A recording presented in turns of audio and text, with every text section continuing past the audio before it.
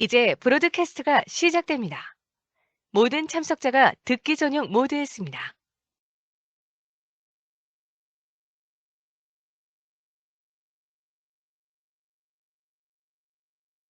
Hello everyone and welcome to this LASA Limited webinar. Thank you for joining us for our webinar on Zenith, the trusted predictive degradation expert with industry use cases and new science. My name's Pearl. I work in the marketing team at LASA. I'm going to be hosting this webinar today, so that means I'm going to do a short introduction and we'll be guiding the webinar through technically from the other side. The main presentations for today will be presented in Korean, so please don't be worried that this part is presented in English. I'll soon be handing over to Jinhee from Biotech and Subin from LASA, who will be doing their presentations in Korean. So as you may be aware, we are running this webinar at several times throughout June, and we're running them at different times to cater for different audiences around the world. If you're interested in hearing this webinar in either Spanish, Portuguese, English or Japanese, then there are more opportunities to attend the same webinar again throughout the month. So please do have a look on our website if you are interested in attending again. So our speaker for today, who's going to do the main presentation, is Subin Park. Subin is an application scientist at LASA Limited. She only recently joined LASA in April this year. Before she joined LASA, Subin studied applied chemistry in South Korea and worked in Korea as a technology developer in the fluorine material field for 3 years. Subin's role was included but was not limited to the areas of quality control and hazardous material management. So I'm looking forward to hearing from Subin today. Also on the line to answer your questions from LASA is Senior Global Alliance Manager Diego and Scientist Jonathan, who will be available to answer any questions in the Q&A. But in addition to that, we also have Unmi and Jinhee from Biotech, who are also available to answer any questions and help with answering those in Korean. So delighted to have them on the call. Thank you everyone for joining us. So following my introduction today, I'll hand over to Subin, who will take you through her presentation.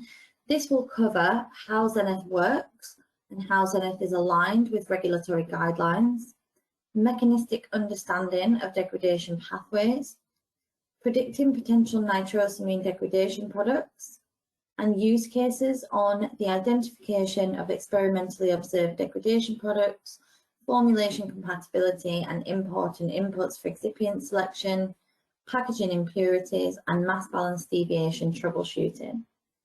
After this presentation, we'll move to a live Q&A, when everyone on the call will be available to answer the questions.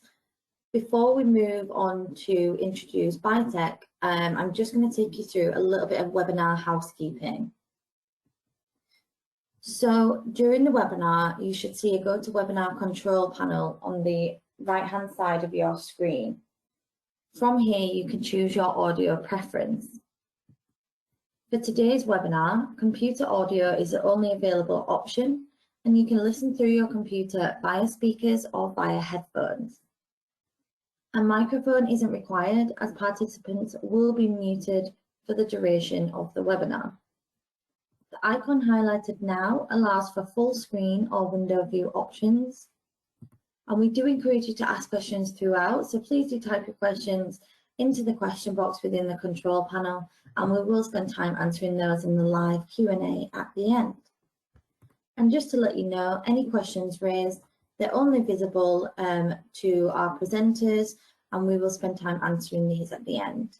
You can open and close the control panel by clicking on the orange arrow. So I'd just like to draw your attention to the audio option again. We had pre-recorded the presentation, well, Subin's presentation is pre-recorded for today.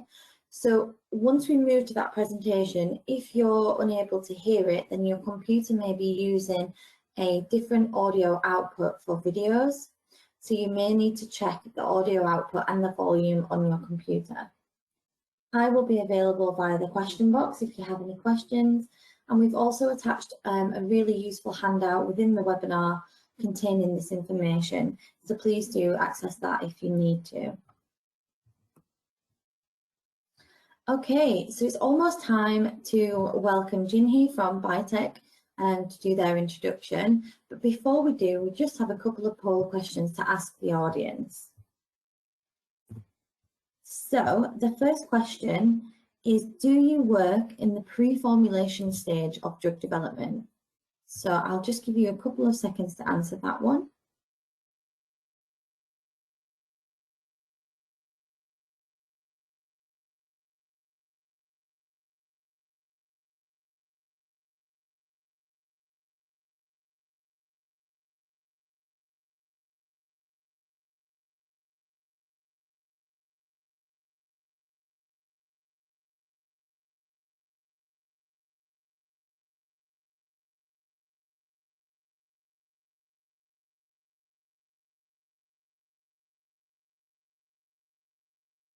That's great. Thank you everyone for answering that. And the second question is, do you already use Zenith? And I'll give you a couple of moments to answer that one.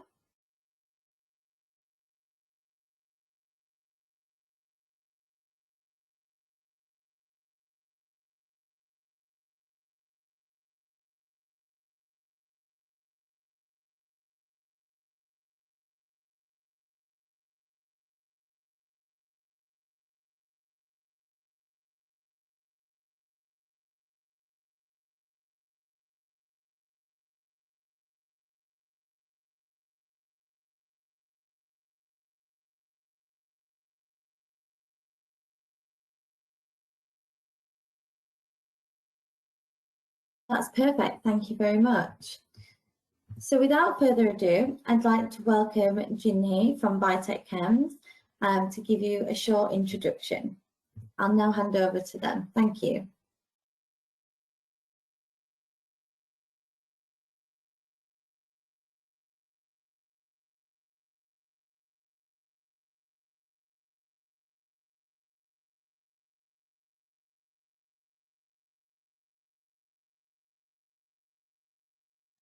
음소거 해제되었습니다. 네, 안녕하세요. 바이트캠스 정진입니다. 바쁘신데도 불구하고 오늘 제네스 웨비나에 참석해 주셔서 감사합니다. 먼저 간략히 저희 바이트캠스에 대해서 말씀을 드리고 나서 웨비나를 좀 시작하도록 하겠습니다. 저희 바이트캠스는 1991년부터 국내 최초로 분자 모델링 소프트웨어를 소개했고요. 그 다음에 캠인포메틱스, 바이오인포메틱스 분야에서 전 세계 유수의 기업들이 사용하고 있는 검증된 솔루션들만을 선정하여 국내에 공급하고 있습니다. 특히 저희는 2015년 라사 리미티드사와 국내 독점 공급 계약을 체결을 했고요. 지금까지 이제 서비스를 저희가 해오고 있습니다. 라사 리미티드는 특히 규정과 관계된 프로그램들을 많이 개발하고 또 서비스하고 있는 회사입니다. 많이들 알고 계시겠지만 데렉 넥서스, 사라 넥서스는 최근에 최근이라고 하기도 좀 그렇지만 이미 좀 오래전부터 ICH M7 이슈로 인해서 임퓨리티의 유전 독성을 평가하는데 전 세계적으로 널리 사용되고 있는 프로그램입니다. 그리고 오늘 웨비나의 주제인 제네스는 디그라데이션 프로덕트를 예측하는 프로그램이고요.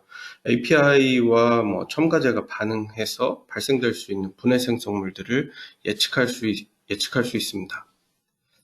여기에 대해서는 아마 이제 잠시 후에 라사의 박수빈 님이 더 자세히 설명을 해주실 예정입니다. 그리고 바이틱은 웹 기반의 독성 데이터베이스입니다. 컨소시엄을 통해서 금속 불순물이나 AI, PD에 대한 정보, 그리고 나이트로스 아미뉴에 대한 정보 등을 포함한 바이틱 데이터베이스들도 또 별도로 제공이 되고 있습니다.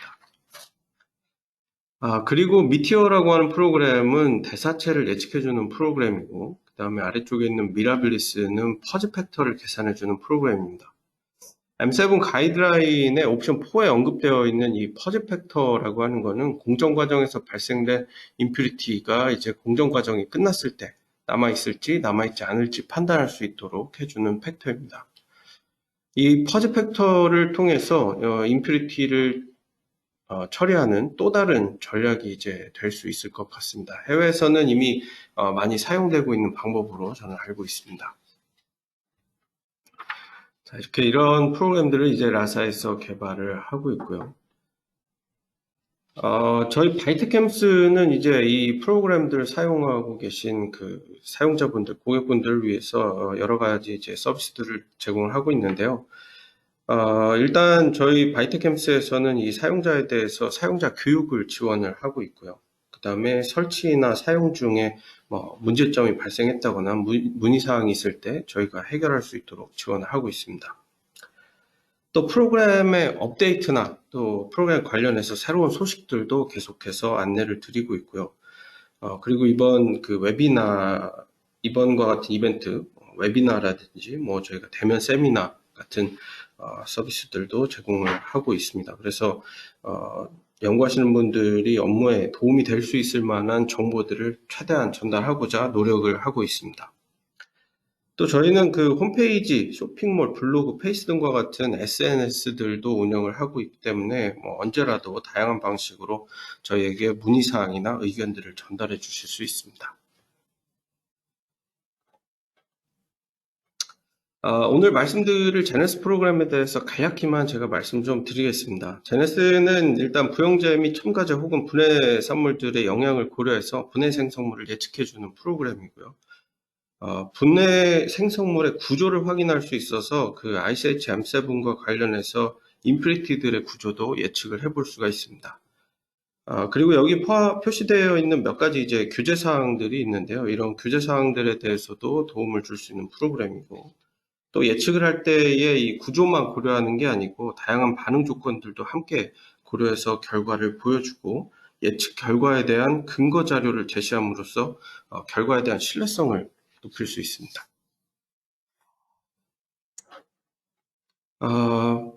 지금 이 프로그램 관련해서 만약에 궁금하신 점이 있거나 추가로 나중에 뭐 트라이얼이 필요하시거나 하면 저에게 연락을 주시면 될 것 같습니다. 자, 뭐 앞에서도 간단히 오늘 어젠다를 말씀드리긴 했는데요. 이렇게 오늘 진행이 될 예정이고, 일단 참고를 부탁드리고, 뭐 감사하게도 라사에서 이 한국어로 저희에게 이제 세미나를 제공을 하게 됐고요. 그래서 지금부터는 라사 리미티드의 그 어플리케이션 사이언티스트인 박수빈 님이 다양한 사례들과 함께 제네스에 대해서 설명을 해 주시겠습니다.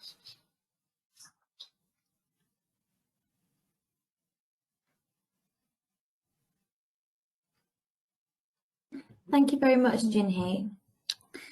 Thank you. So, thank you. That was great. I'm now going to introduce Subin, who's going to take you through the main presentation.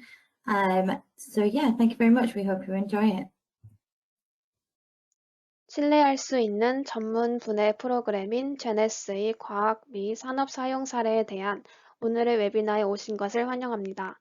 오늘 웨비나의 내용은 제네스의 프로젝트 책임자인 Senior Global Alliances Manager인 디에고 고메즈와 Principal Scientist인 레이첼 해밍웨이가 함께 준비했으며 두 분 모두 제네스의 프로젝트를 이끌고 있습니다. 저는 제네스 팀의 Applied Scientist인 박수빈이며 시니어 마케팅 파트너인 펄세벨과 함께 이 웨비나를 주최할 것입니다. 1시간여 동안 많은 관심을 가져주셔서 감사드리며 마지막에 Q&A 시간이 있을 예정이오니 그때까지 질문은 잠시만 보류해 주시길 바랍니다. 오늘 웨비나에서는 인실리코 소프트웨어 툴인 제네스에 대한 전체적인 개요를 제공하는 것을 목표로 하며 작동 방식과 업계 동향 케이스 스터디 사례를 사용하여 실제 디그레이데이션 문제 해결에 도움이 됨을 설명합니다. 그러면 라사에 대한 소개 부분이 있겠습니다. 라사 리미티드를 소개해 드리겠습니다. 라사는 1983년 영국 리즈에 설립되었으며 현재 뉴캐슬 폴란드 미국 지사의 어플리케이션 사이언티스트를 두고 있지만 본사는 리즈에 소재하고 있습니다. 비영리 조직이자 교육 자선 단체로서 모든 수익이 회사로 돌아가고 박사 과정 학생 후원과 같은 자선 목표를 가지고 있습니다. 라사의 정신은 지식 공유, 발전 공유입니다. 또한 핵심 목표 중 하나는 협업 데이터 공유 이니셔티브를 촉진하는 것이며 이러한 프로젝트에서 중개자 역할을 하는 것입니다. 라사는 멤버에 의해 관리되기 때문에 조직은 제품 라이선스를 효과적으로 구매하거나 특정 프로젝트에 기여할 수 있으며 이것이 기아가 라사의 회원이 되는 방법입니다. 저희 라사는 대형 제약 회사에서 대학, 규제 기관에 이르는 전 세계적으로 500개 이상의 회원을 보유하고 있습니다. 간단히 말해서 대학은 화합물의 독성을 예측하고 사라는 QSAR 방법론을 사용하여 변이 원성을 예측하는 통계적 도구입니다. 대학과 사라 모두 뮤타제네시티의 인실리코 평가에 대한 ICH-M7 요구 사항을 충족합니다. 바이틱은 대규모 독성 데이터베이스입니다.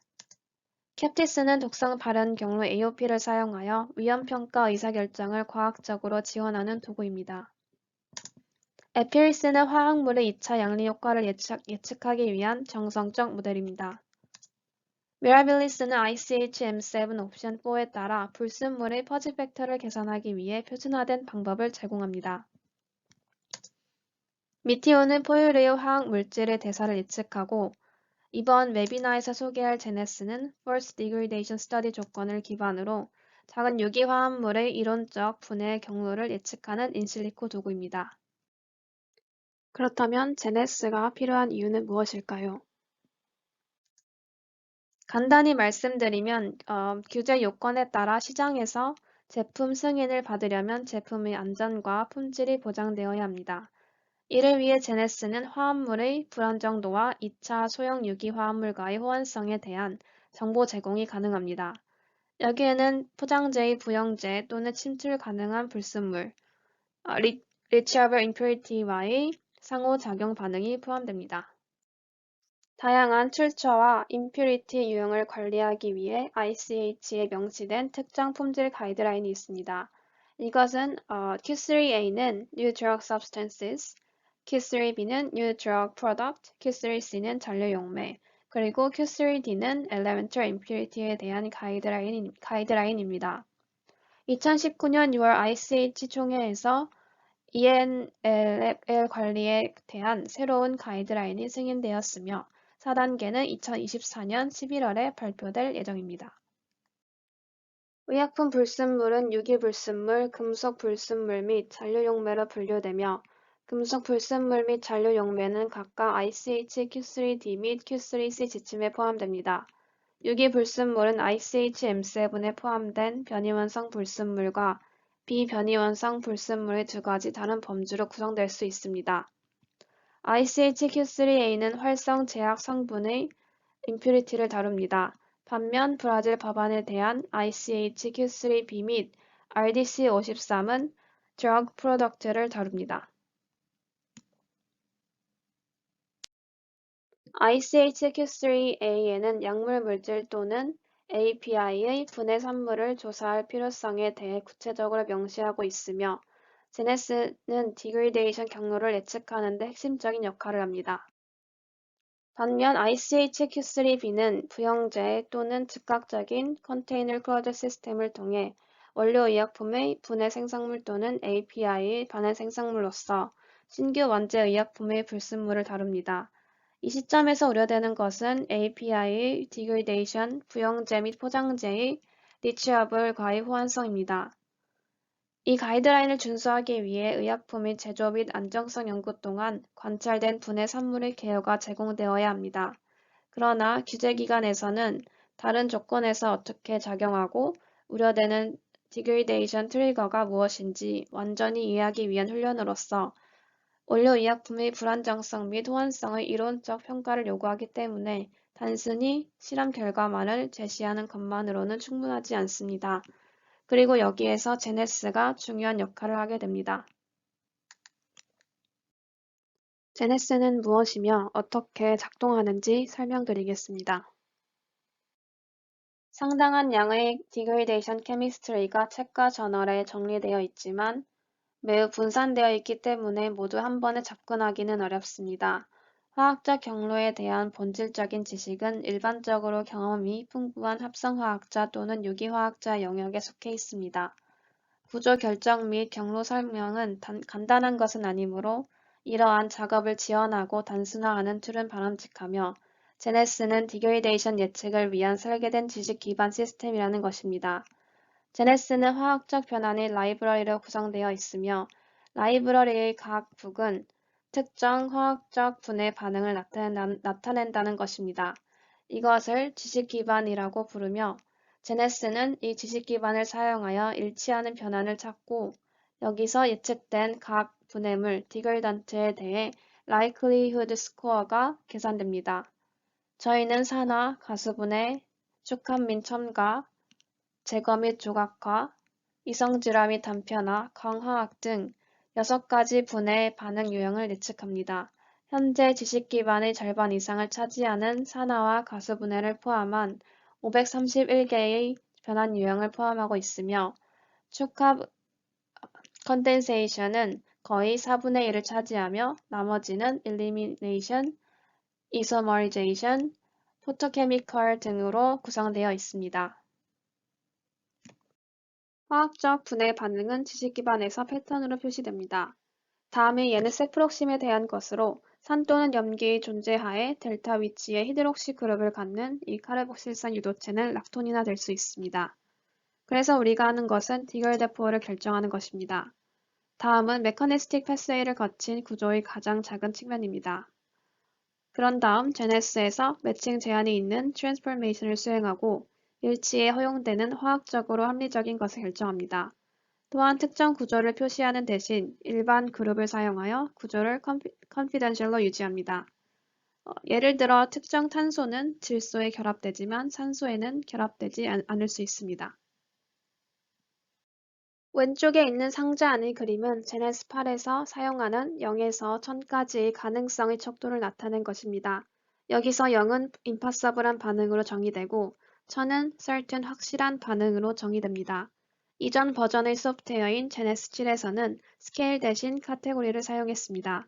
이러한 카테고리는 주어진 반응이 얼마나 일어날 것이라고 생각하는지의 레벨을 정의하는 데는 유용했지만 연속적이고 세분화된 결과를 표현하기에는 어려움이 있었습니다. 그래서 저희가 하려는 것은 두 가지를 이어주는 매핑을 하려는 것입니다.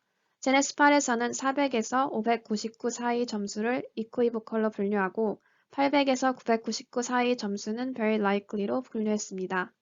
제네스 8을 시연할 때 이에 대한 더 자세한 설명이 있을 것입니다.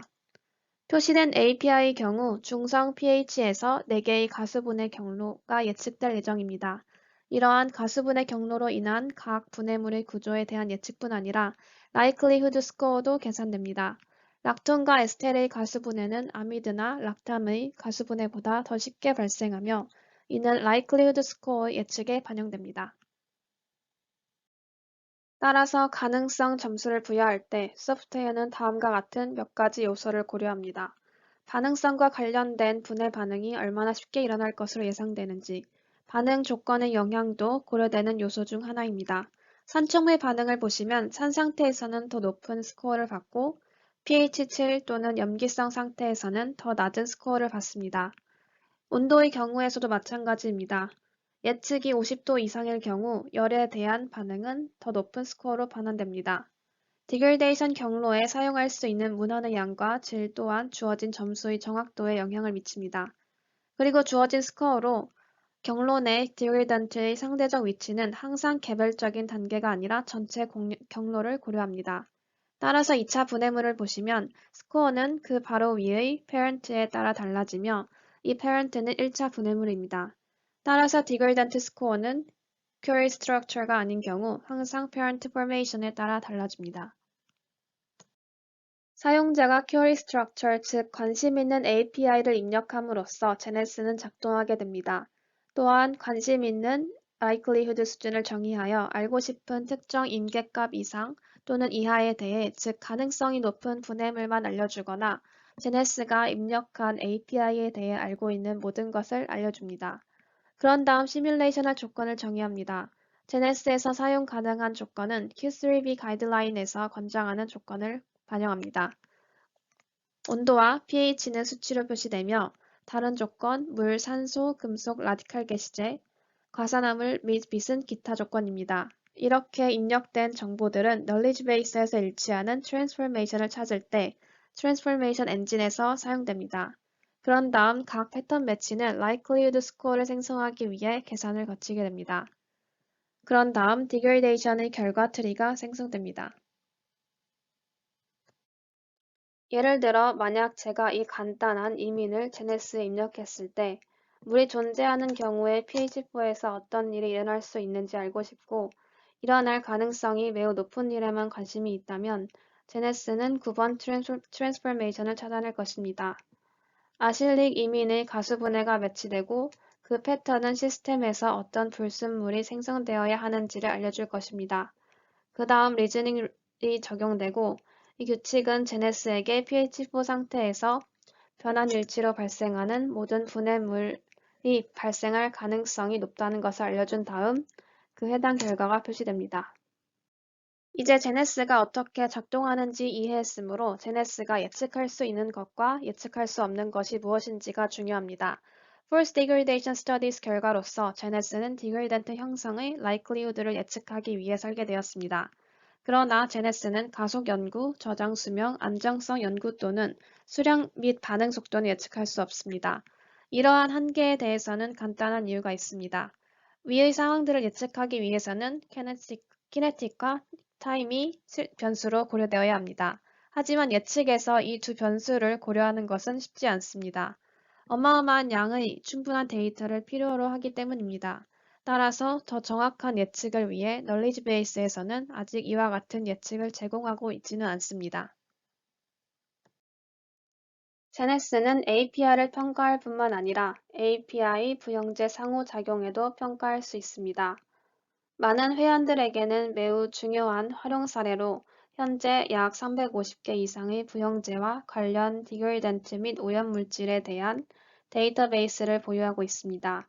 만약 세프록심을 다시 사용하고 이것을 매니톨과 재형화하는 것을 고려하고 있었다면 제네스는 에스테르와 반응 가능성이 있으며 1차 지방족 알코올이 함유된 부형제를 사용할지에 대한 여부를 결정하는 데 도움이 될 수 있다고 말합니다. 웨비나의 후반부에서 이에 대해 더 자세히 논의할 연구 사례가 있겠습니다.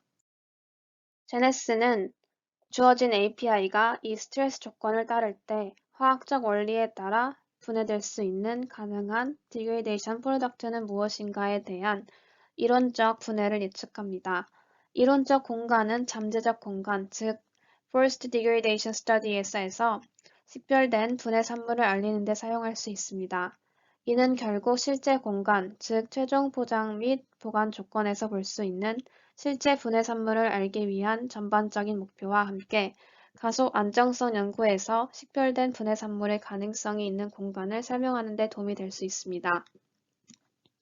따라서 제네스는 Structure of Degradation을 식별하고 분해 메커니즘을 결성하는 데 도움을 줌으로써 약물 개발 워크플로우의 초기에 도움을 줄 수 있습니다. 이 초기 단계에서 가능한 많은 지식을 보유하면 워크플로우의 후반 단계에서 문제나 위험성을 완화시키는 데 도움이 되어 시간과 비용을 절약할 수 있습니다. 새로운 과학적 기능에 대해 말씀드리겠습니다. 특정 물리화학적 특성에 대한 프레딕터는 제네스 8에 통합되었습니다. 이러한 프레딕터는 분해물의 likelihood score에 영향을 미칩니다.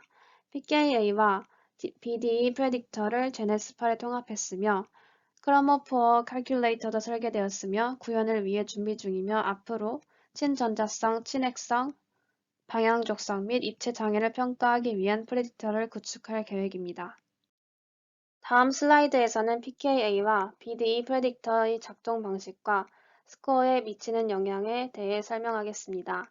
분자의 pKa는 주어진 pH에서 양성자와 상태를 결정하고 양성자와 중심으로부터 멀어질수록 감소하는 전자효과에 의해 지배되는 경향이 있습니다. 따라서 pKa 프레딕터는 pKa 중심에서 각 원자 유형에 대한 디스턴스 스펙트럼을 생성합니다. 디스턴스 스펙트럼은 pK 중심에서 각 원자 유형에 대한 결합 거리 제곱의 역수합입니다. 이 스펙트럼은 pKa 값을 결정하기 위해 트레이닝 모델에 대해 평가됩니다. pKa 프레딕터는 무엇을 할 수 있을까요? 예를 들어서 에피머와 사이트를 보다 효과적으로 평가할 수 있습니다. 두 개의 서로 다른 에피머리제이션 부위가 있는 이 사이클릭 디펩티드의 경우 각 부위에 대한 동일한 변환이 발생하지만 계산된 pKa가 x와 y 사이이면 predict digradient 예측 분해물에 이 likelihood를 제공하고 더 높거나 낮으면 이 likelihood 스코어를 부여하는 규칙이 있습니다. 따라서 벤젠 취향기가 있는 탄소에서의 에피머화는 메틸 취향기가 있는 탄소에서의 에피머화보다 발생할 가능성이 더 높다고 예측할 수 있습니다. BDE는 탄소-수소 결합의 결합 해리 에너지로 라디칼 게시제에 의한 수소 제거를 통해 진행되는 모든 트랜스포메이션에 사용됩니다. 결합 절단의 표준 엔탈피가 높으면 반응 중은 반응을 거의 할 수 없을 것이고 결과적으로 변환 가능성이 낮아질 것입니다. 반대로 BDE가 낮으면 결합이 쉽게 끊어져 예측 가능성이 높아집니다. BDE 및 pKa 프레딕터는 나사에서 자체적으로 개발되었으며 관련 변환에 대한 예측에 영향을 미칩니다. 이 예에서 산화 반응 159번은 98.7kcal/몰의 높은 BDE로 인해 534의 낮은 likelihood 스코어를 얻는 반면 산화 반응 61번은 78.5kcal/몰의 낮은 BDE 값으로 인해 936의 높은 결과로 인한 likelihood 스코어를 받게 됩니다. 두 메커니즘의 차이점은 D1을 형성하는 컨주게이팅된 아릴 그룹에 의해 안정화된 알파 라디칼로부터 디그레던트가 형성될 가능성이 더 높다는 것입니다. 2차 산화는 추가 안정화 없이 라디칼을 통해 진행되며 이는 더 낮은 점수를 갖는 디그레데이션 D10을 생성하게 됩니다.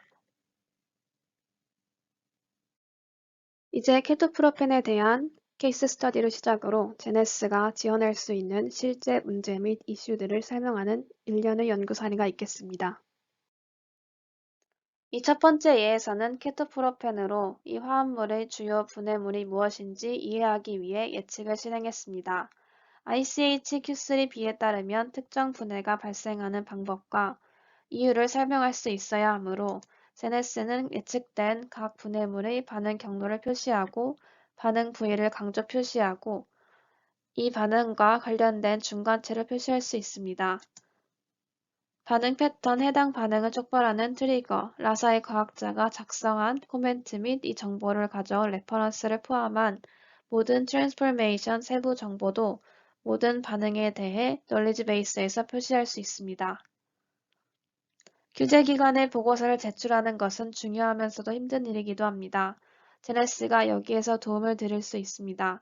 코멘트는 해당 특정 반응에 대한 관련 정보를 노출하고 패스웨이 경로는 반응이 실제로 어떻게 일어나는지 보여주고 조건 트리거는 주요 변수에 대한 전반적인 아이디어를 제공하며 레퍼런스에는 더 많은 정보를 찾을 수 있습니다.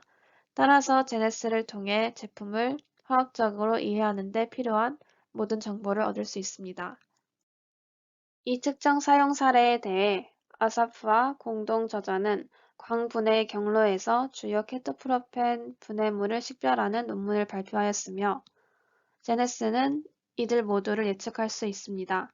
이 논문에서 구조 설명은 화합물을 완전히 특성화하기 위해 동위원소 라벨링이 필요한 질량 분석법에 의해 순수하게 수행되었습니다.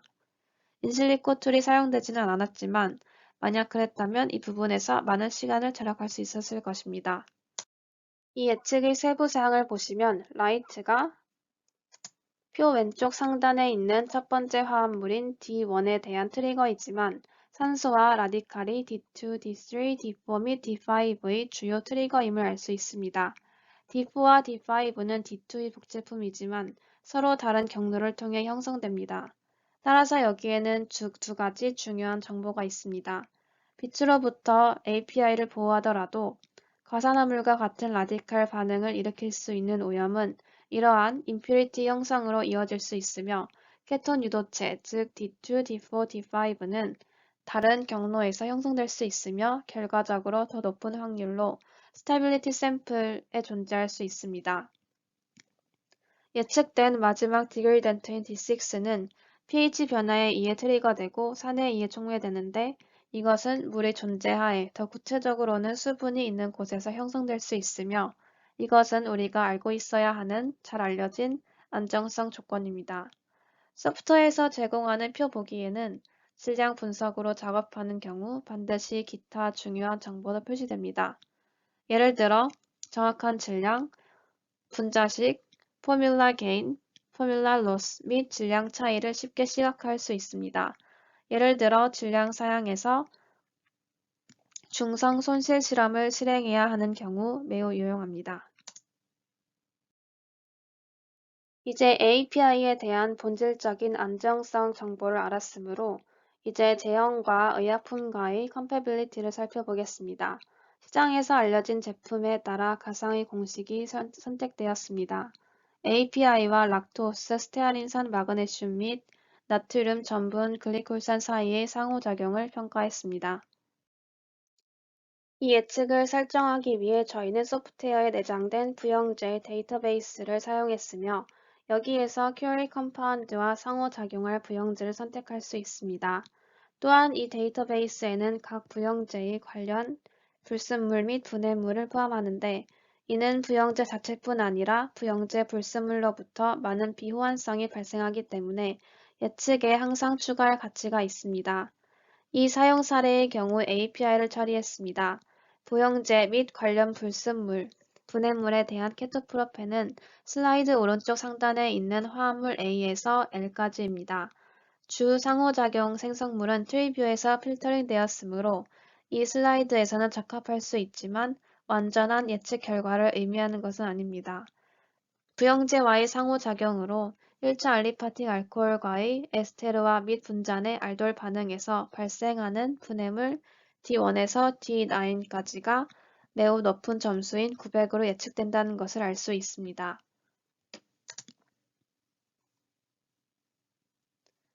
D1에 대한 반응 메커니즘을 확장하면 반응 부위는 parent compound, 이 경우 쿼리 화합물의 디그레던트의 parent2에서 첫 번째 화살표에 강조 표시되며 이 반응은 락토스의 분해물인 컴파운드 D입니다.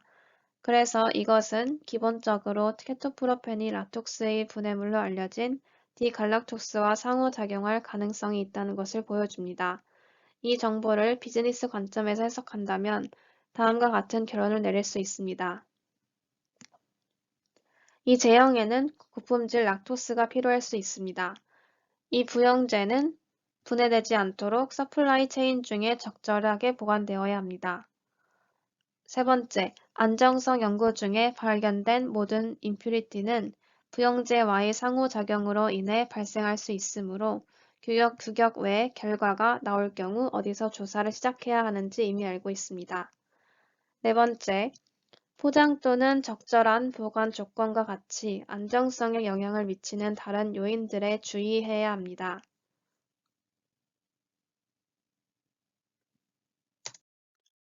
이 예측의 세부 사항을 살펴보고 여기서 결과를 필터링하여 처음 9개의 분해물만 보면 네 번째 열에서 parent2가 900점이라는 매우 높은 점수로 예측된 모든 분해물에 대한 부형제임을 알 수 있습니다. 즉 발생할 가능성이 매우 높습니다. 이 표에서 얻을 수 있는 매우 중요한 정보는 조건 트리거입니다. 예측된 디그레던트 분해물 D1에서 D9은 pH에 의해 유발되며 두 가지 주요 반응에서 발생되므로 pH 변화는 제재 개발에서 우려되어야 합니다. 두 반응의 세부 사항을 탐색할 때 라사 과학자가 작성한 코멘트에서 예측된 분해에 대한 보다 관련성 높은 정보를 얻을 수 있습니다. 분해물 D1에서 D6를 생성하는 에스테르와 반응은 산에 의해 촉매되고 분해물 D7에서 D9을 생성하는 분자 간 알돌 반응은 산 또는 염기에 의해 촉매되므로 이상적으로는 용액 중 용액 중에 이 포뮬레이션의 pH가 7에 가까워야 컴패빌리티 문제를 완화할 수 있습니다. 제재 개발의 관점에서 이는 정상적인 조건에서 pH가 안정적이지 않은 경우 버퍼가 필요함을 의미할 수 있습니다. 시장에 다양한 순도 레벨이 존재하기 때문에 공급자를 선별할 때 부영제 간의 상호작용을 조사하는 것은 특히 중요합니다. 문헌에 보고된 주요 오염물질은 과산화수소와 과산화물입니다. 이러한 오염물질은 산화 반응뿐만 아니라 라디칼 반응도 유발하여 다시 더 많은 산화 과정을 유발합니다. 산화는 주요 분해 경로 중 하나이기 때문에 API 민감도를 이해하는 것이 제형 개발의 핵심입니다. 포장에서는 어떨까요? 제품의 포장과 관련하여 가장 좋은 보호 수단이 무엇인지 어떻게 알 수 있을까요? 시장에는 많은 옵션이 있으며 결정은 자연스럽게 예산과 빛, 산소, 습도에 대해 요구되는 보호 수준에 기초합니다. 제형이 API를 보호하도록 설계되었지만 용기 시스템은 또한 유통기한 동안 외부 조건이 의약품 품질을 저하시키는 것을 방지해야 합니다. 제네스 출력에서 포장 요구사항을 평가하는 방법을 설명하기 위해 일반적으로 BHT로 알려진 케토프로펜과 부틸 하이드록시톨루엔 사이 예측을 수행했습니다. 표 보기에서 왼쪽의 빨간색 화살표로 표시된 케토프로펜과 BHT 사이의 최소 7개의 상호작용 프로덕트를 식별할 수 있으며 likelihood 스코어는 500에서 700 사이입니다. 디글던트 3, 27, 34는 parent2가 추가된 사용자 정의 부영제인 BHT이기 때문에 인터랙션 프로덕트로 해석됩니다. 표의 중앙에 있는 디글던트 16, 17, 21, 22는 2차 디글던트입니다.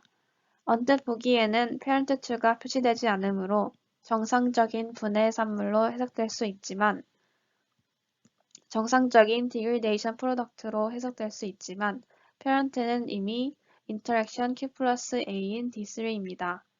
스코어 700은 D3, D3, D16 및 D17이 형성될 가능성이 높다는 것을 의미합니다. 그래서 Extractable Study에서 BHT가 특정 패키징에 대해 Potential Leachable로 표시되는 경우 안정성 연구 중에 이 디그레이션 프로덕트를 찾을 수 있습니다.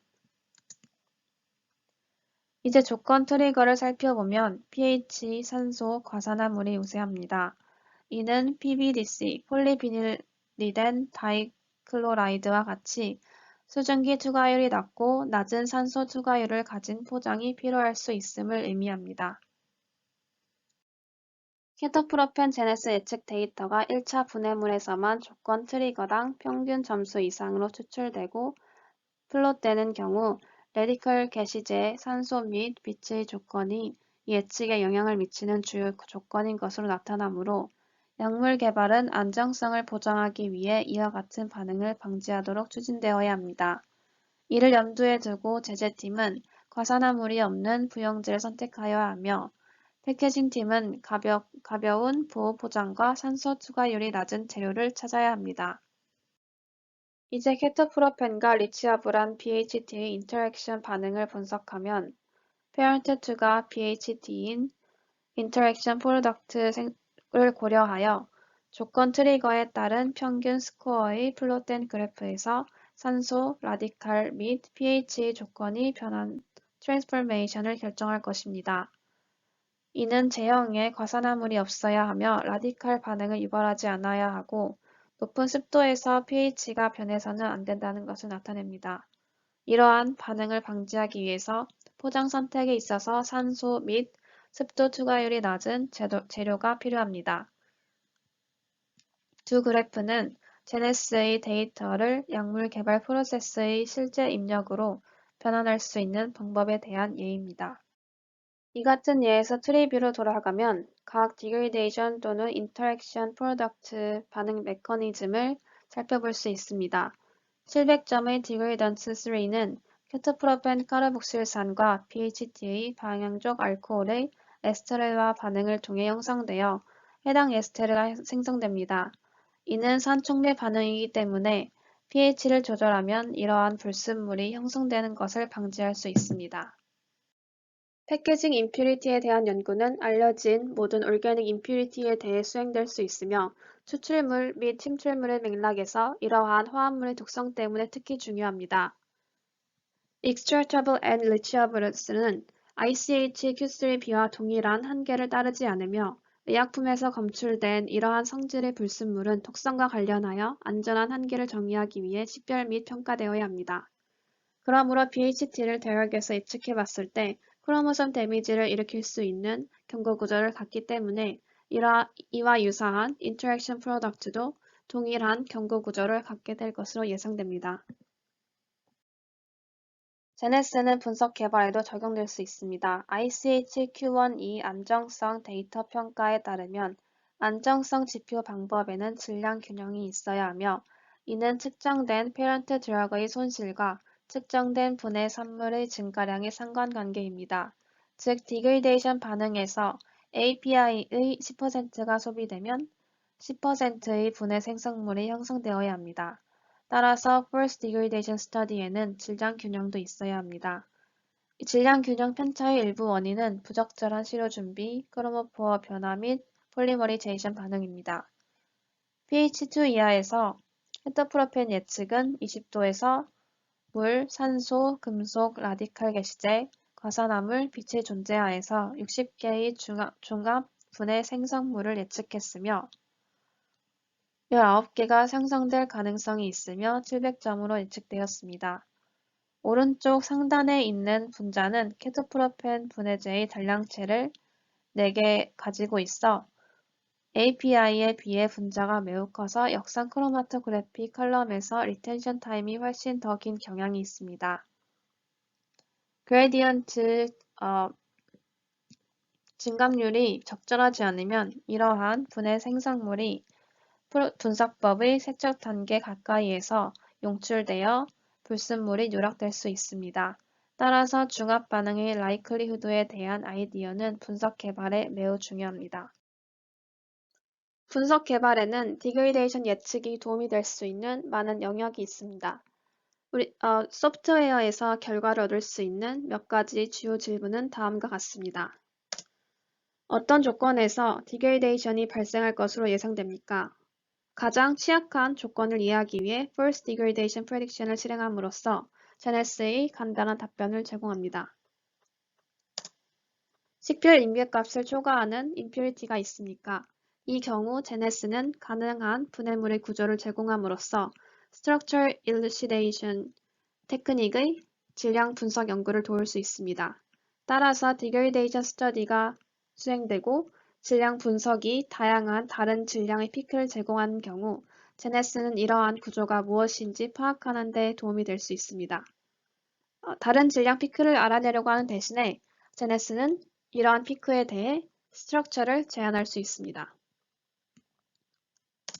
질량 균형 편차가 있습니까? 앞의 슬라이드에서 제시된 바와 같이 중합 반응이 이에 대한 좋은 예입니다. 크로모포어가 급격하게 변합니까? API와 비교했을 때 크로모포어의 차이로 분해 생성물이 예측될 때마다 이 불순물은 아마도 다른 파장에서 최대 흡수로 검출될 것입니다. 중합 반응이 있습니까? 또는 부영제와의 상호작용이 있습니까? 만약 그렇다면 역산 크로마토그래피의 경우 리텐션 타임이 더 길어질 것으로 예상되며 이 불순물의 용해도도 API와 다를 수 있습니다. 이는 시료 준비 시 주의해야 할 사항입니다. 사용 중인 API가 열 또는 빛에 민감합니까? 단일 샘플을 실행하는 경우에는 문제가 되진 않지만 롱배치를 실행하는 경우 열이나 빛으로부터 샘플을 보호해야 합니다. 그렇지 않으면 결과에 편차가 있을 수 있습니다. 케이스 스터디 4에서는 제네스가 API의 본질적인 안정성을 이해하려고 할 때 알아야 할 중요한 지식인 디그레이데이션 경로의 메커니스틱한 세부사항을 제공할 수 있는 방법을 간략하게 설명합니다. 제네스의 한 가지 사용 사례는 Force Degradation 및 안정성 연구에서 관찰된 Degradation 프로덕트의 구조를 설명하여 기계적 경로의 예를 돕습니다. 이 도식은 베클라부비르에 대해 관찰된 약학적으로 관련성이 있고 실험적으로 관찰된 분해 생성물을 개략적으로 설명합니다. D1에서 D8까지의 Force Degradation Study는 ICH Q1A 및 Q1B 지침에 따라 조정되었으며 실험 구조는 NMR, HRMS, HPLC 기술을 사용하여 특성화되었습니다. 이러한 Degradation Product는 빛 산화성 및 산염기 가수분해 Force Degradation 실험 조건에서 관찰되었습니다. 제네스는 이러한 실험적 Degradation Product 8개 중 7개를 정확하게 예측했습니다. D4는 N-아시설파미드기의 가수분해입니다. 이는 현재 제네스에 의해 예측되지는 않지만 관련 케미스트리는 설파미드 및 N-아시설파마이드 가수분해라는 지식 기반에 있기 때문에 N-아시설파미드기를 포함하도록 범위를 확장하면 향후 예측을 위해 이 케미스트리를 지식 기반에서 포착할 것입니다. 이는 지식 격차를 식별하고 적절한 방식으로 지식 기반 범위를 구축하는 한 가지 방법입니다. 실험적으로 관찰된 다른 7가지 분해 산물도 제네스가 단지 분해 산물의 구조를 예측하는 것만이 아니라 중간체를 포함한 기계적 정보가 이해를 돕는 것으로 나타났습니다. 예를 들어 D2와 부분 입체 이성질체 D3 및 D5의 포메이션에 대해 제네스는 이들 형성에 대해 다음과 같은 기계적 경로를 예측합니다. 이 경로들은 문헌 증거로 입증됩니다. D2의 형성은 2+2의 고리화첨과 사이클로 에디션 중간체 INT1, D3과 D5는 2,3-에폭사이드 INT2의 형성에 의해 제시되며 2,3-에폭사이드 INT2가 열려 알파 하이드록시 이민륨 이온 INT3를 생성하고 이어서 피나콜 형태의 재배열을 거쳐 다이하이드로피롤 3원을 생성합니다. 제네스는 D3, D5에 대해 하나의 분해 산물만 생성하고 개별 디아스테레오 이성질체를 나타내지 않는다는 점에 유의해야 합니다. 케이스 스터디 5에서는 제네스가 실험적으로 관찰되었지만 사용 가능한 분석 데이터에서 구조를 설명할 수 없는 디그레던트를 식별하는 데 어떻게 도움이 되는지 강조합니다. 안정성 식별 방법은 Force Degradation Experiment에서 볼 수 있는 Degradation Product를 해결, 탐지 및 잠재적으로 식별하는 데 사용되며 이는 복잡하고 비용이 많이 들 수 있습니다. 제네스는 Force Degradation Study로 인해 발생하는 알려지지 않은 분해 생성물의 구조 설명에 도움을 줄 수 있습니다. 위 도식은 BMS 644950의 Degradation 프로파일을 보여줍니다. ICH Q1A 및 Q1B 가이드라인의 설명된 조건을 사용하여 이 DS를 디그레이드 하였으며 결과 디그레이션 프로덕트를 감지, 분해 및 설명하기 위해 HPLC 방법이 개발되었습니다. BMS 644950의 경우 제네스는 6가지 분해 제품 중 2가지를 정확하게 예측했습니다. 부분 입체 이성질체 D5와 D6를 예측하는 화학은 누락되었지만 이후 지식 기반에 추가되었습니다. D2를 예측하는 케미스트리 역시 지식 기반에 있지 않으며 그 포함 여부도 조사하고 있습니다. D3의 화학적 성질은 이미 지식 기반에 있기 때문에 D3를 예측할 수 있습니다. HPLC 방법을 사용하여 확인되었지만 설명할 수 없는 2가지 추가적인 분해 생성물이 있었습니다. D7과 D8은 각각 500과 466DA의 질량대 전하비로 확인되었습니다. 제네스의 두 질량 모두에 대한 이론적 가능성을 제시할 수 있었고 추가 실험 데이터와 결합하면 이와 같은 unknown 구조, 미지의 구조를 설명할 수 있는 방법을 제공할 수 있습니다. 과산화물의 존재 하에서 관찰된 미지의 분해산물인 D7에 대해 500DA 질량을 측정하였습니다. 1세대 수준에서만 보면 높은 pH에서 제네스는 실험적으로 관찰된 피크에 대한 6가지 가능성을 예측합니다. 5개의 N옥사이드 가능성이 예측되며 각각은 700점씩입니다. 6번째는 다른 가능성보다 낮은 것으로 예측된 알케는 에폭시화이며 이는 500의 라이클리후드 점수에 의해 반영됩니다. 이러한 예측 가능성 중 하나가 정확할 수 있으므로 제네스는 실제 구조에 대한 정보에 입각한 결론에 도달하기 위해 추가 데이터와 지식을 매핑하는 시작점을 제공합니다. 산성 조건에서 관찰된 미지의 분해 생성물에 대해 DA466DA의 질량을 측정하였습니다.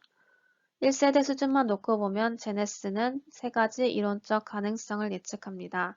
이러한 가능성 중 2가지는 900점인 very likely로 예측되는데 이는 unconjugated product를 형성하는 2차 알코올의 찰수가 likelihood score 500점에 의해 반영되는 것과는 대조적으로 이들의 형성이 conjugated product로 이어지기 때문입니다. 제네스에 의해 생성된 이론적으로 예측된 degradation product는 구조적 설명 연구 structure elucidation study를 직접 지원하는 데 사용될 수 있습니다. 케이스 스터디 6는 최근에 제네스의 knowledge base에 추가한 니트로사민 케미스트리에 초점을 맞추겠습니다. 2021년 안정성 컨퍼런스에서 발표된 포스터의 서머리입니다.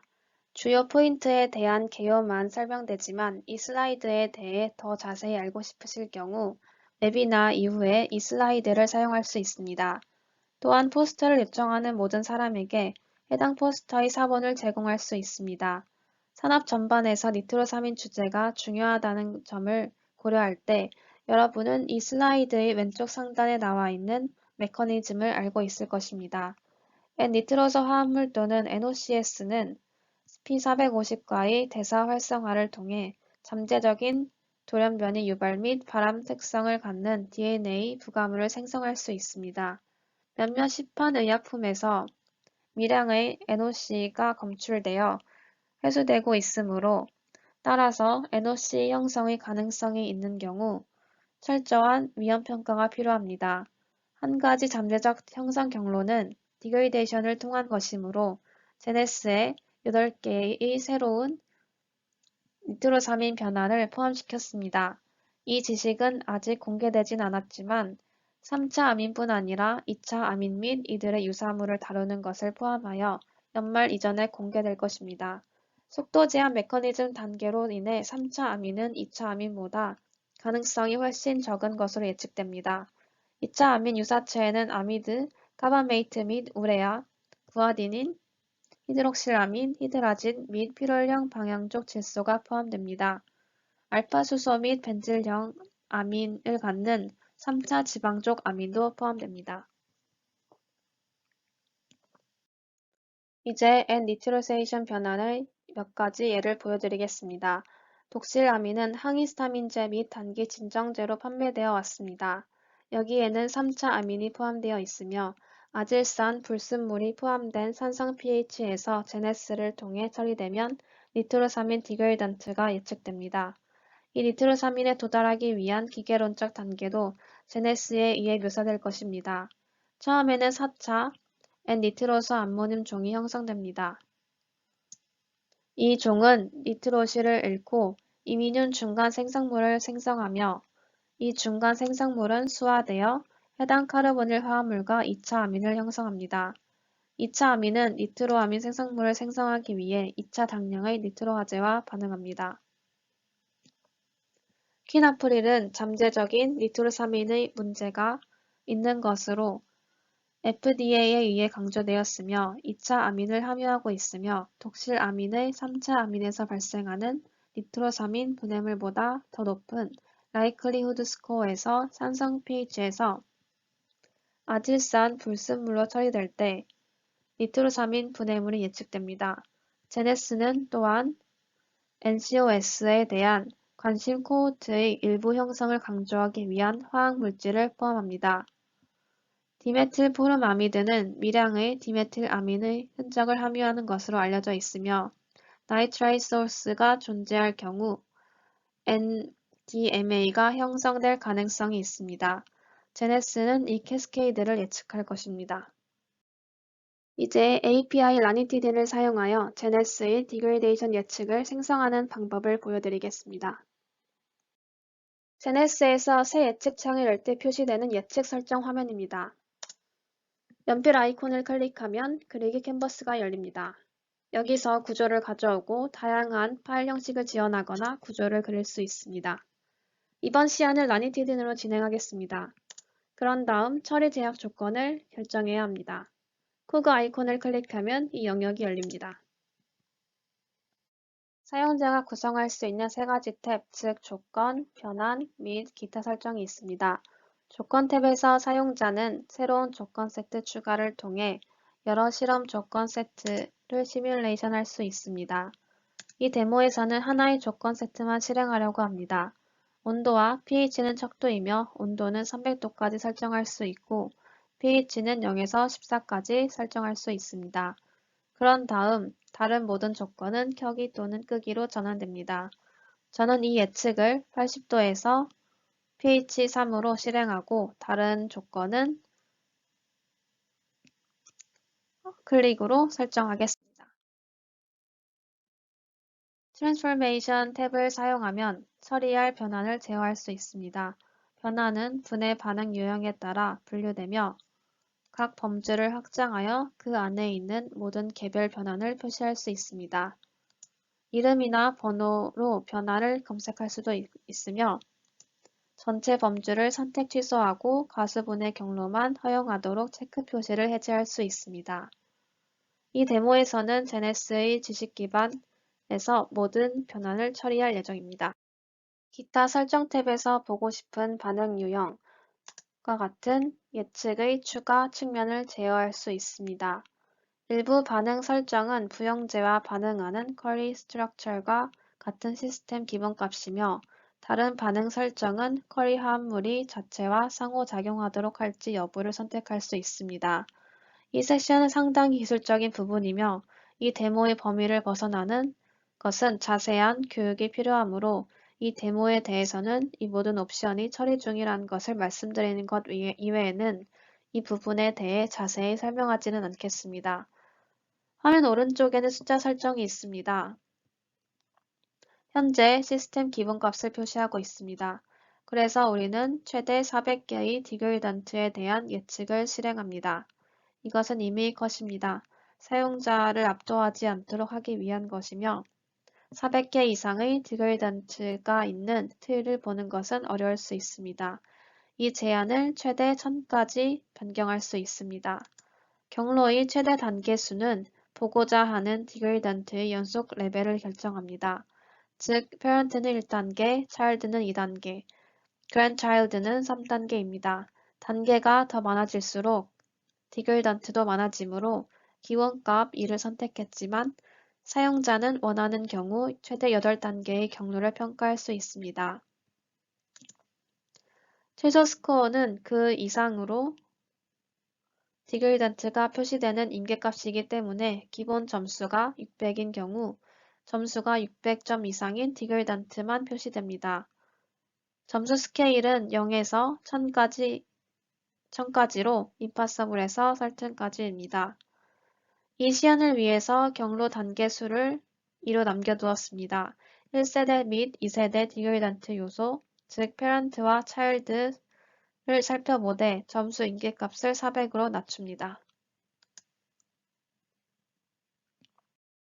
따라서 라니티딘 쿼리 스트럭처로 돌아가 라니티딘의 잠재적인 분해 산물을 평가할 수 있을 뿐만 아니라 이 시점에서 내장된 부형제 데이터베이스를 열어 API 부형제 상호작용을 평가하도록 선택할 수 있습니다. 이 데이터베이스는 현재 200개의 구조를 포함하고 있지만 작년에 이 데이터베이스를 크게 확장했고 올해 말에 계획된 제네스 소프트웨어의 다음 릴리스에는 350개 이상의 구조를 포함할 것입니다. 이름에 따라 부형제 데이터베이스를 검색할 수 있습니다. 여기에는 모든 동의어에 대한 검색도 포함됩니다. 또한 부형제의 타입을 기준으로 필터링할 수도 있습니다. 사용자는 U 버튼을 사용하여 커스텀 부형제를 추가할 수도 있습니다. 이제 클릭으로 이동하여 예측의 아질선을 추가하겠습니다. 그런 다음 제네스의 널리지 베이스를 통해 설정된 프레딕션을 실행해 보겠습니다. 제네스는 169개의 디글던트를 찾았으며 결과를 보실 수 있습니다. 이 슬라이드에서는 어떤 구조도 볼 수 없다는 것을 알고 있습니다. 이 슬라이드는 제네스가 결과를 어떻게 제시하는지 보여주기 위한 것입니다. 이것을 프레딕션 트리라고 부릅니다. 즉, 퀘리 스트럭처가 모든 부형제가 트리의 가장 위에 있고 1세대의 디글던트가 표시되고 그 다음 2세대 등이 연속적으로 표시됩니다. 그런 다음 디그리데이션 패스웨이에 대한 중간 시퀀스를 표현할 수 있는 옵션이 있으며 분석을 지원하는 필터 패널이 있습니다. 필터 패널을 조금 더 자세히 보도록 하겠습니다. 변환 그룹 트랜스포메이션으로 시작하여 선택 취소 상자를 선택하면 선택한 그룹을 필터링할 수 있습니다. 그러면 결과에서 해당 그룹에 속하는 모든 디글던트가 제거됩니다. 스코어 필터를 사용하면 프레딕션 셋업에 정의된 최소 임계값 레벨에서 결과를 필터링할 수 있으므로 스케일을 슬라이드하고 예를 들어 가능성이 매우 높은 디글던트만 평가할 수 있습니다. 오른쪽에 있는 스코어 키는 저울의 색상이 무엇을 의미하는지 정의하고 분류하는 데 도움이 됩니다. 예를 들어 다음과 같은 질량 규격 데이터가 있는 경우 정확한 매스 필터를 수행할 수 있습니다. 이 필터는 허용오차가 플러스 마이너스 0.01로 질량이 350.15인 모든 디그리던트를 표시합니다. 또한 다음과 같은 방식으로 작동하는 평균 질량 검색 옵션도 있습니다. 이제 1세대 분해물 중 6가지의 초점을 맞춰 라니티딘에 대한 예측 결과의 일부를 보여드리겠습니다. 전체 공개를 위해서 본 웨비나의 목적으로 시각화를 돕기 위해 캠드로잉의 일부 구조물을 다시 그렸습니다. 제네스는 티오에테르와 3차 아민의 가수 분해를 900점으로 예측함으로써 이와 비슷하게 3차 아민이 아미드 및 이민 컴파운드로 산화되는 것은 831 스코어로 가능성이 매우 높은 패스웨이로 간주되며 이와는 대조적으로 아질산을 사용한 3차 아민의 N-니트로화를 통한 니트로사민 분해물의 형성은 라이클리후드 스코어 점수로 가능성이 낮은 경로로 예측이 됩니다. 마지막으로 마무리 멘트입니다. 의약품의 안정성과 품질을 보장하기 위한 많은 규제가 있으며 제네스와 같은 인실리코 도구를 사용하면 품질 테스트 접근 방식에서 설계 품질로 발전하게 될 것입니다. 실용적인 측면에서 제네스가 여러분의 제품을 화학적으로 알 수 있다는 것을 도와줄 수 있다는 것을 의미하기 때문에 제형, 포장 또는 심지어 분석 개발과 관련된 결정은 단순히 테스트가 아닌 과학에 의해 주도될 것입니다. 이런 의약품 개발의 최적화로 자원이 절약되고 품질과 안정성이 적절히 확보될 것입니다. 마지막으로 올해 말까지 출시되는 소프트웨어의 다음 릴리즈는 이 프레젠테이션에서 말씀드린 것처럼 디그리데이션 반응으로 인한 니트로사민 형성을 예측할 수 있을 것입니다. 이 웨비나를 주최하고 제작하고 수행하는 데 많은 노력을 해주신 라사의 팀원 여러분께 감사의 말씀을 전하며 이 웨비나를 마무리하겠습니다. 이제 Q&A 세션이 있겠습니다.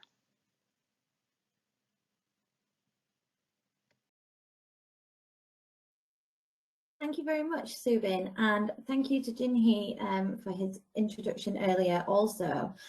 We hope you enjoyed the session. That does conclude the presentation for today. So if you have any questions for Jinhee or Unmi from Biotech Chems, Subin, Johnny or Diego from LASA, then please do type them into the question box now and we will spend time answering those in just a moment. So whilst you're thinking of and typing in any questions that you have, I'm going to ask you a couple of final poll questions. So the next question is, would you like us to follow up with you after this event and provide you with some more information about Zenith.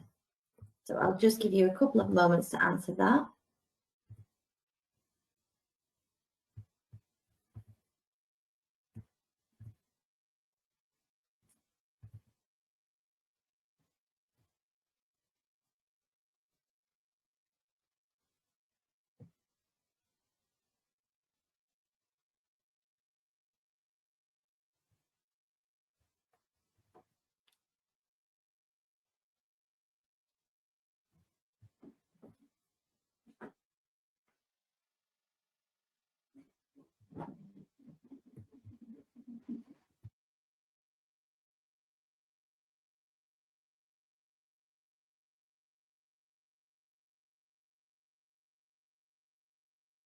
That's great, thank you.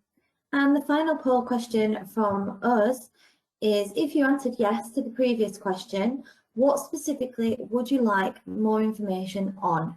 And I'll just give you a couple of moments to answer that one.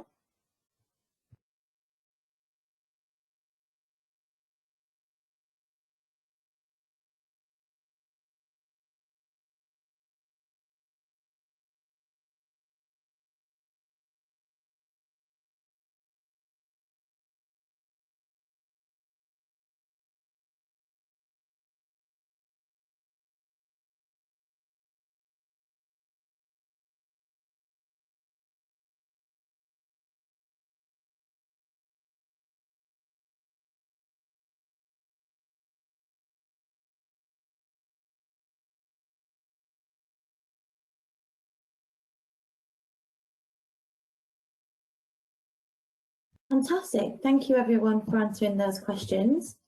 So now for the live Q&A session, and I can see that we do have some questions that have come into the question panel. So I'm going to hand over to our speakers and presenters now to work through those questions and provide you with some answers. Thank you very much.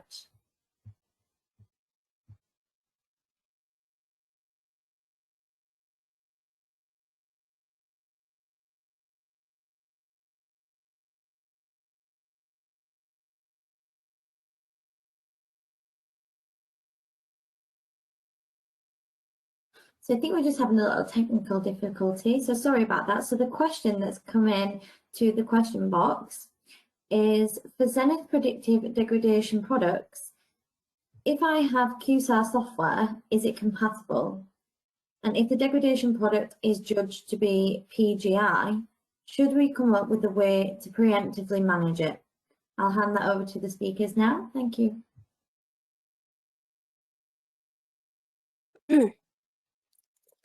네, 저 첫 번째 질문에 대한 답변을 말씀드리겠습니다.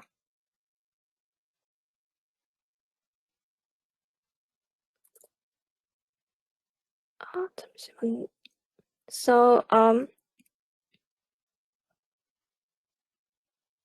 첫 번째 질문, 제네스 예측 분해 산물의 경우 QSAR 소프트웨어를 보유하고 있다면 연동 가능한가요? 그리고 해당 분해 산물이 PGI로 판단되면 선제적으로 관리하는 방법을 강구해야 할까요에 대한 답변은, 제네스는 몰 파일과 인치 키를 생성할 수 있으므로 QSAR 소프트웨어에서 실행할 수 있도록 이 구조를 내보낼 수 있습니다.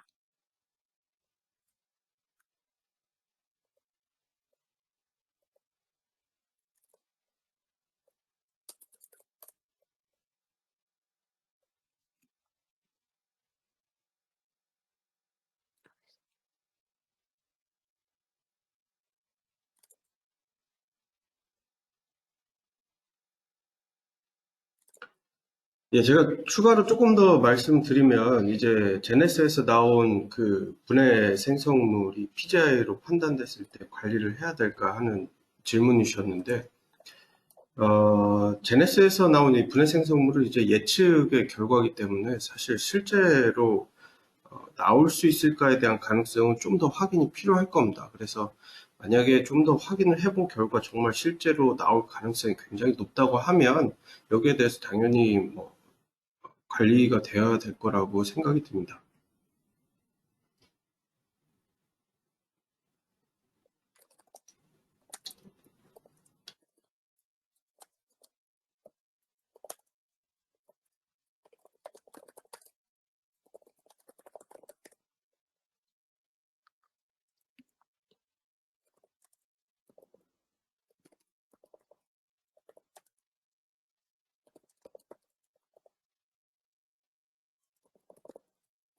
that's great. Thank you everyone for answering that. So we also have another question, and I'll just read this out in English and let anybody who wants to answer jump on. So the question is, in the case of the Zenith system, it is judged that it refers to the compound that can be produced. Is it possible to filter the identified impurities in a way that has a high importance for the more toxic soft substance, for example, genotoxic impurities? So I'll hand that back to the speakers now. Thank you. Hi, Paul. I can answer it in English, and then if you want to translate into Korean, another panelist can do that, if that's all right. Yeah, that's perfect, Johnny. Thank you.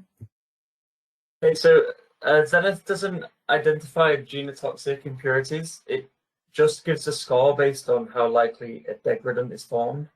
So it's nothing to do with genotoxicity. But LASA does offer other products that can help with that. So it's quite common for our products to be used together. So from Zenith, you can get degradant products, which can then be pushed into another bit of software.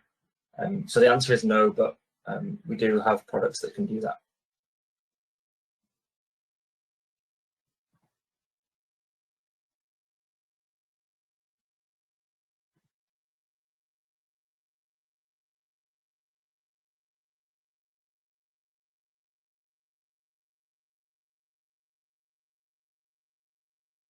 Fantastic. Thank you, Johnny. So it looks like those are the only two questions we have in the question panel at the moment. But what we'll do is we'll progress to the next slide and give you a few more moments to pop any questions that you might have into the question box. So we'll come back to this in a moment. So we hope you enjoyed the session. I want to extend a huge thank you to Biotech Chems, who have helped us to organise and host this webinar. And this has been a joint effort, so a huge thank you to them. It's been a pleasure to work with them collaboratively on this. Just to let you know that a recording of this presentation will be available from the webinar event page on our website once the Zenith series has finished. So towards the end of the month, if you'd like to see a recording, please do check back. We'll also be sharing a recording with Biotech Chems, so please feel free to reach out to them for a copy also. And as I mentioned at the start, we are running this webinar at several times throughout June. So there are a few more cases over the next coming weeks where we're hosting the same webinar. There's one in English, one with Japanese subtitles, one in Portuguese and one in Spanish. So if you're interested or know anyone that's interested in attending either of those, then please do feel free to come along. If you think of any further questions after this webinar, please don't hesitate to either get in touch with us at marketing@lasalimited.org or with Biotech Chems, who will also be able to answer any questions that you might have. Following the webinar, there'll be a few short survey questions just asking you, how the audio quality was and what topics you'd like to hear about going forward. And this is really useful information and can help us deliver valuable webinars going forward. So please do take a moment to fill that in. So I'm just going to check the question box again and see if anything else has come through. And I can't see any more questions. So thank you for those that asked the questions, and a huge thank you to everybody for attending the webinar. We do hope that you enjoyed it, and we hope to see you at the next one.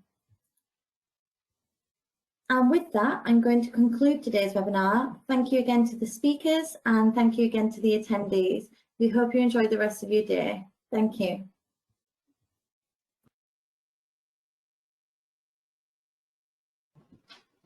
감사합니다.